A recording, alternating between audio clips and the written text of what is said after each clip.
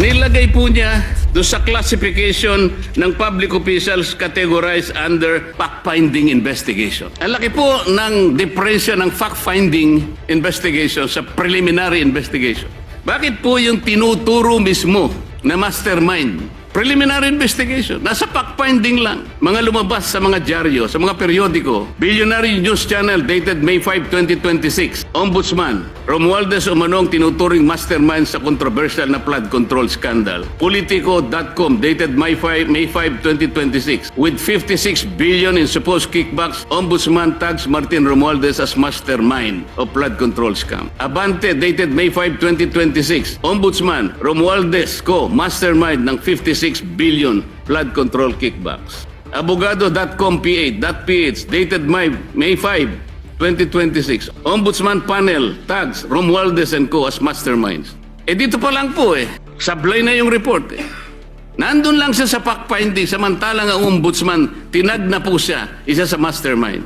Ginong Pangulo, ang Senado ay hindi dapat maging entablado para sa mga intrigero na alam naman natin kung ano ang totoo. Dagdagan, Balita News Update.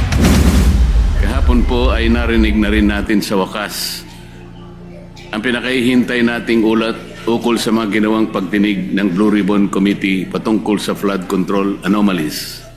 Ngunit, Ginoong Pangulo, ang isa pong mabigat na tanong ngayon ay hindi lamang kung anong laman nito, kung hindi paano ito iniharap sa sambayanan. 9 months from the initial hearing, 5 months from the time we released the so-called minority report, and 2 months from the time I delivered my privileged speech regarding the delays in this flood control investigation, better late than never, ika nga. Subalit, nakakapagtaka naman ata na matapos ang lahat ng panahong iyon, ano po ba ang inihain sa Senado? Hindi isang formal na committee report, Ginoong Pangulo. Hindi isang rekomendasyong may bigat at otoridad ng komite. Kung hindi isang progress report na piniling ihatid sa pamamagitan ng privilege speech kahapon ng chairperson. Kung ganito lang din pala ang kahihinatnan, bakit kailangan pa niyang paabutin ng ilang buwan ang paglalahad kung ang tunay na nais ay may paalam sa taong bayan ang kinahinatnan ng mga pagdinig? Kaya ang isa pong pinakamalaking tanong ng lahat ay nasaan po yung progress sa paghahanap ng bayan ng katotohanan? Ano na po ang nangyari sa komite na siyang dapat nangunguna sa pagsisiwalat ng korupsyon at sa paghahanap ng pananagutan? Baka naman ang tunay na problema ay hindi ang kakulangan ng pirma, kundi ang kakulangan sa political will na dalhin ang investigasyon sa natural na tinutumbok nitong direksyon hanggang sa pinakadulo ng pananagutan. If there's a will, there's a way. Bungad ni Senador Lacson kahapon. Kilala siyang magaling na investigador nung panahon niya sa kapulisan. Kung nanaisin niya talaga na tuntunin ang katotohanan sa pamamagitan ng ebidensya na kanyang binigyan pa ng diin, dapat ay hindi niya tinitigilan o ipinagpapaliban ang mga pagdinig. Sinasabi niya na marami daw akong dahilan kung bakit hindi ako pumipirma sa partial report. Ngunit mas marami akong katanungan sa kanyang sariling mga dahilan kung bakit hindi matapos-tapos ang investigasyon ng Blue Ribbon patungkol sa bagay na ito. May mga napako at pabago-bagong desisyon tulad ng Abril 14, naka-schedule ang pagpapatuloy ng hearing sa Blue Ribbon Committee ngunit biglang ipinagpaliban. Ngayon naman, ang kondisyon sa partial report na hindi raw magpapatuloy, Ginoong Pangulo, ang pagdinig hanggat hindi napipirmahan ang partial report. Isa itong malinaw na pag-atras sa nauna niyang sagot sa akin nung siya'y direktang tanungin ko sa bulwagang ito, Ginoong Pangulo. Gaya ng pagtiyak niyang ipagpapatuloy ang investigasyon nang lumabas ang balita tungkol sa pagkahuli ni Zaldico. The quest for truth has been effectively hostaged by the whims of the chairperson who emphasized that he respects the decision of his members, but then said that there will no longer be any hearings unless and until the partial report has been signed.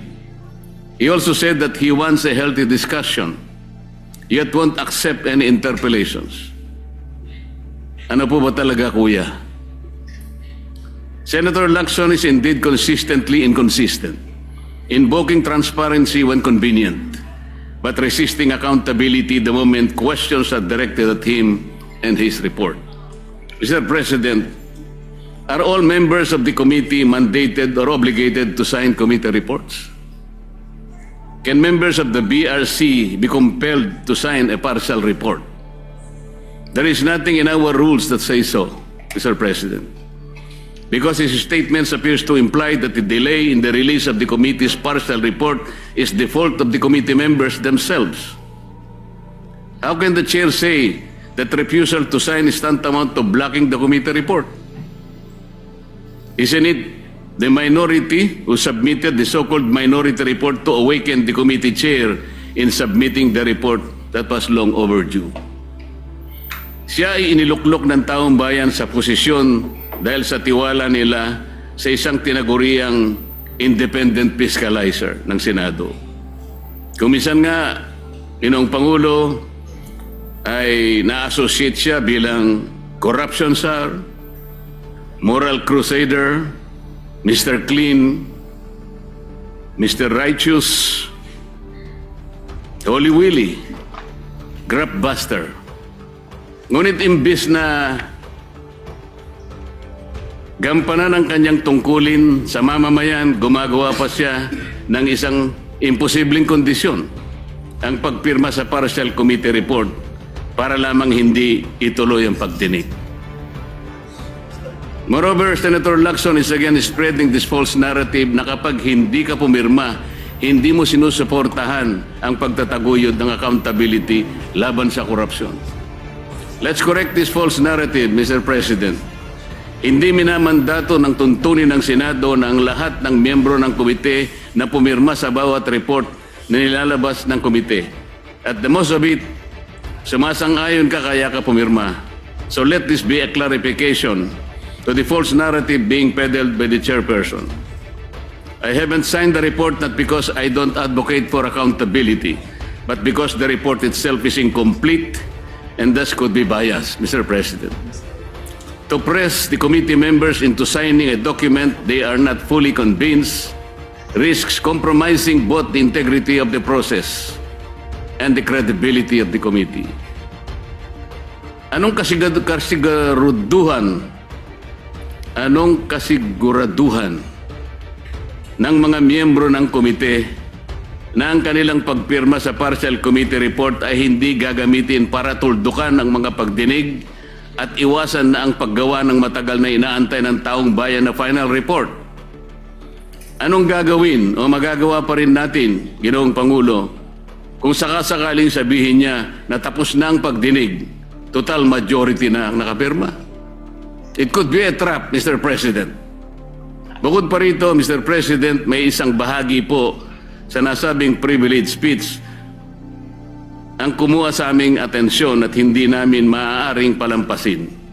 Tulad nitong flood control scandal na patago ang atake. Ito pong slide na may pamagat na allocables at leadership fund na kanyang ipinakita sandali kahapon ay may imahe na hindi naman lubos na inilantad sa taong bayan. Putol, hindi buo, walang sapat na konteksto. At tila ba'y tumutukoy sa representasyong ito bilang humihingi ng mga proyektong katumbas ng 500. Whether it's 500 billion, 500 million, or 500,000. The big document tells a narrative that a certain Kong Marcoleta has this 500 allocation for the DPWH. At kapansin-pansin po, Mr. President, na tila hindi nakuha ng naturang slide ang inaasahang atensyon mula sa media matapos ang kanyang privilege speech. Marahil dahil maging ang mga mamahayag ay nakita ang kahinaan nito. Kaya't nakapagtataka na nitong umaga Kaninang umaga lang, Ginoong Pangulo, ay agad siyang nagkaroon ng dalawang panayam sa media upang muling bigyang diin at itulak ang parehong naratibo laban sa akin. Para bang hindi naging sapat ang privilege speech sa session hall at kailangan pang palawigin ito sa media upang masigurong kakalat ang malisyosong pagpapahiwatig kahit kulang sa linaw at sustansya. Meron pa siyang ikinuwento na noong ako ay kongresista pa at parte ng Commission on Appointments bilang chairperson ng Committee on Public Works and Highways, ako rin nang hingi ng halagang 1.5 billion na mga proyekto kapalit ng pag-confirm sa appointment ni Secretary Bonoan. Ngunit 500 million lamang daw umano ang naibigay. At sinabi pa raw sa kanya ng ibang kongresista na nabukulan sila at walang nakarating sa kanila ng mga proyekto. Nang siya'y tanungin kung may dokumento ba na susuporta rito, hindi niya sinagot ng direkta at bagos ay sinabi na lamang na kailangang suriin kung mayroong mga substandard at ghost projects sa mga pinagbigyan mula sa aking mga inendorso.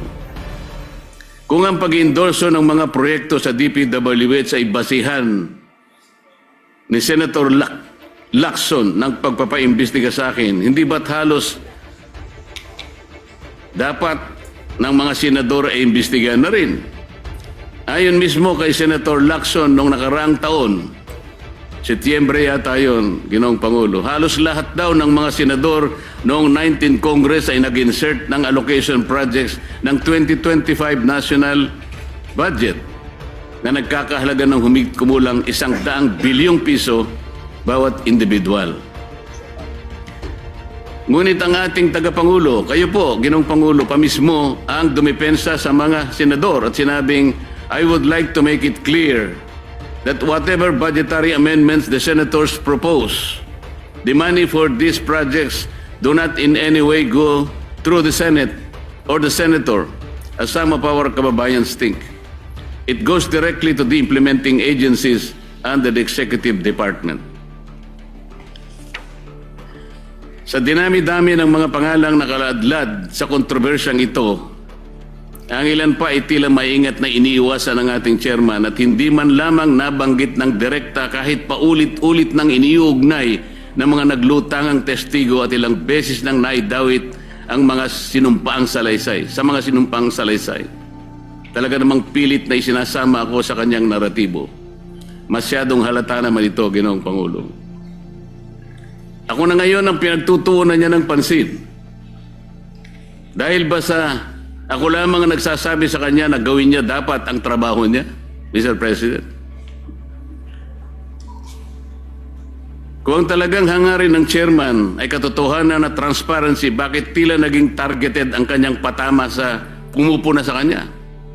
Bakit hindi siya manindigan o bakit hindi niya matindigan na mismong ombudsman na nga ang nagsabi ng kanilang kakasuhan, si Speaker Martin Romualdez? Para ba sa kanya ay walang talagang kinalaman o sadyang pikit ang kanyang mga mata sa isinisigaw ng lohika? Sadya ata talagang nagbago na ang ating kasamahan. Nasaan na ang tapang ng dating Chief PNP na habulin ang mga nagkasala sa bayan? Kung itong issue nga na patungkol sa paglimas ng ating national budget ay kanyang iniiwasan at ipinagpapaliban ng matagal, ngayon gusto niyang puntahan ng umunoy breakdown ng mga proyekto para malaman kung may mga ghost projects sa mga ito. Paraan lamang niya ito upang maipilit ang kanyang naratibo laban sa akin, Ginoong Pangulo. Hindi na po ito paghahanap ng katotohanan. Ito ay pagpapalutang ng duda sa pamamagitan ng isang palabas. Hindi na rin po bago sa akin itong ganitong pailalim na pag-atake, Ginoong Pangulo. Nakita na natin ito nang siya ay sadyang nagpakalat ng isang splice o pinagtagpi-tagping video ng aking mga pahayag upang baluktutin ang tunay kong sinabi at linlangin ang publiko tungkol sa aking posisyon. Noon pa man malinaw nang may pagtatangkang sirain hindi lamang ang aking pangalan kung hindi pati ang aking kredibilidad bilang lingkod bayan. At ngayon, tila inuulit na naman ang parehong taktika mula sa isang manipulated video noon hanggang sa mga pahapyaw na slide na naglalaman ng hindi kumpletong dokumentong ipinakita niya kahapon. pareho ang pamamaraan. Magtatanim ng duda, magpapakalat ng kasinungalingan, at lilikha ng maling impresyon laban sa akin sa halip na harapin ang tunay na issue. Nakakalungkot pa na manggagaling ang mga gawang ito sa isa sa atin sa kapulungan ito. Hindi lamang nakalulungkot kundi nakagigimbal isipin sapagkat sila po ay binoto ng ating mga mamayan para gumawa ng mabuti para sa ating bayan. At mas lalong nakadidismaya pa, Ginoong Pangulo, na sa halip na gamitin ang kapangyarihan ng Senado upang papanagutin ang makasalanan at hanapin ang buong katotohanan, ginagamit ito ng ilan bilang kasangkapan sa pagtitibag laban sa mga hindi kayang patahimikin at pigilan. Ginoong Pangulo, bakit ako pipirma sa isang partial report kagaya ng aking pinahayag kahapon? Ang partial report ay unfinished report. Wala pong sinasabi na ang ating mga tuntunin ay kinakailangang magpahayag ka o mag-report ka ng isang partial report. Bakit po kinakailangang partial report and di pa final report? At paano po tayo magkakaroon ng final report, Mr. President, kung hindi po niya itutuloy ang mga dapat na ginawa niyang pagdinig? Napakarami po ang dapat na ipatawag, gaya po ng aking ipinag-privilege speech ng mga nakaraan, Mr. President. Ngunit ayaw niya talagang tawagin ang mga taong ito. Tila baga, meron siyang pinagtatakpan talaga. Taong bayan na po naghihintay, Mr. President. Hindi ba ang taong bayan ang pinagsisilbihan natin? Meron pa po bang tinitingnan siyang mas mataas sa taong bayan, Mr. President? Palagi niyang sinasabi, hindi ko raw po naiintindihan ang interparliamentary courtesy. Mabigat na paratang, Mr. President. Sinabi ko nga po kahapon, ang interparliamentary courtesy ay kinapapalooban ng dalawang kapulungan, ang Kongreso at saka ang Senado. Paggagalangan sa bawat chamber. Ngunit bakit po itinatanghal niyan ay galang natin ang kabilang chamber, ngunit tayo mismo dito sa ating sariling bulwagan ay hindi ko nakikita ang tunay na paggagalangan. Alin ba ang mas importante, Ginoong Pangulo? Kailangan ba nating munang igalang ang ating kapitbahay, pero hindi natin igagalang mismo ang miyembro ng sarili nating pamilya? Dito susukatin kung sino po ang merong dalawang standards. Nasabi ko po kahapon, bakit hindi ko babaliwalayin ang konsepto ng interparliamentary courtesy kung yung pong mga taong binabanggit sa napakaraming mga testimonya ng tinawag nating mga witnesses at mga resource persons ay tumutukoy sa mga taong ito? Gagamitin pa natin yon samantalang sinabi nga natin nilimas na nga ang pera ng bayan. Gagamitin mong pagtatakip dahil sa paggalang sa interparliamentary courtesy. Hindi ba sa unang-una pa lang sila nang hindi gumalang sa mga taong bayan na pinaglilingkuran natin? At sa kanya pong interview kaninang umaga, nabanggit niya, ako po'y wala na raw sa hulog. Hindi ko raw po maintindihan na tumayo siya rito at sinabi niya na ayaw muna niyang sumagot. He cannot yield to the floor until and unless the partial report has been signed by the majority. Madali pong intindihin yun, Ginoong Pangulo. Ayaw niya talagang ituloy ang pagdinig sapagkat gagawin niyang kondisyon na kinakailangan muna na mapirmahan ang partial report. Saan ka naman nakakita ng ganong klaseng pangangatwiran? Ang sabi ko po, ngayon ko lang nakita ang very highly unusual na patakaran para sa kanya. Sabi ko nga po, kung sinabi niya mismo, ayaw ko magpa-interpolate kahit kanino, lalong-lalo na kay Senator Marcoleta. Diretsahan, Mr. President, tatanggapin ko yun. Ayaw niya eh. Bakit ko siya pipilitin? Ngunit kung gagawin niyang dahilan, kaya ayaw niya magpa-interpolate sapagkat gagawin niyang kondisyon na kailangan mapirmahan muna ang partial report, ino-hostage niya ang taong bayan, Mr. Speaker. Yun po ang hindi ko kayang tanggapin. Ano ito, takutan? Kaya niya ginawa yun? Kaipala, Mr. President, kaya pala siya nag-privilege speech. Hindi dahil sa meron siyang gustong sabihin, para ipakita niya yung kapirasong sulat na yon. May nakalagay, Kong Marcoleta, 500. Yun po yung gusto niyang palabasin. Ganito na po tayo ngayon, Ginoong Pangulo. Bakit ko pipirmahan yung partial report? Isa po sa hindi ko matanggap-tanggap do sa partial report ay yung isa sa kanyang mga rekomendasyon tungkol sa sino ang mga taong dapat na ipaghabla.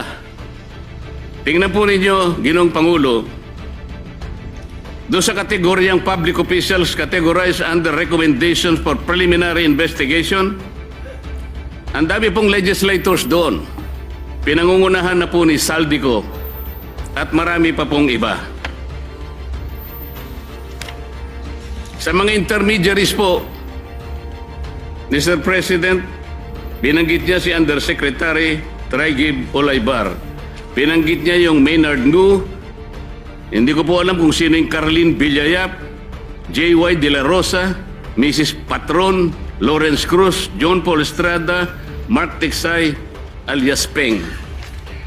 Pero wala po yung Yusek Adrian Bersamin na siya mismong naghayag sa plenaryo nung nagkakaroon po ng plenary debates na po sa ating budget. Siyang naghayag mismo sa pangalan ni Yusek Bersamin at ayon sa kanya, ni-name drop niya ang pangalan ng Pangulo. Sinabi rin po ni Saldico, yung 30 Tamarin Street na kung saan 1 billion ang nai-deliver ni Saldico. At ang tumanggap po noon ay si Yusek Jojo Cadiz. Napakabigat na akusasyon. Ginoong Pangulo, wala man lang po rito sa dapat na banggitin na intermediaries. Nasaan po ang pangalan ni former Speaker Martin Romualdez? Nilagay po niya doon sa classification ng public officials categorized under fact-finding investigation. Ang laki po ng diferensya ng fact-finding investigation sa preliminary investigation. Bakit po yung tinuturo mismo na mastermind, yung pa po yung nasa wala po sa preliminary investigation, nasa fact-finding lang. Tingnan po ninyo yung mga lumabas sa mga dyaryo, sa mga periodiko, Ginoong Pangulo. Billionaire News Channel dated May 5, 2026. Ombudsman, Romualdez umanong tinuturing mastermind sa controversial na flood control scandal. Politico.com dated May 5, 2026. With 56 billion in supposed kickbacks, Ombudsman tags Martin Romualdez as mastermind of flood control scam. Abante dated May 5, 2026. Ombudsman, Romualdez Co. mastermind ng 56 billion flood control kickbacks. Abogado.com.ph dated May 5, 2026. Ombudsman panel tags Romualdez and Co. as masterminds. Dito pa lang po sablay na yung report Nandun lang siya sa fact-finding, samantalang ang ombudsman, tinag na po siya, isa sa mastermind. Saan po papunta ang report? Ginoong Pangulo. Ginoong Pangulo, ang Senado ay hindi dapat maging entablado para sa mga intrigero na alam naman natin kung ano ang totoong motibo. Maraming salamat po, Ginoong Pangulo.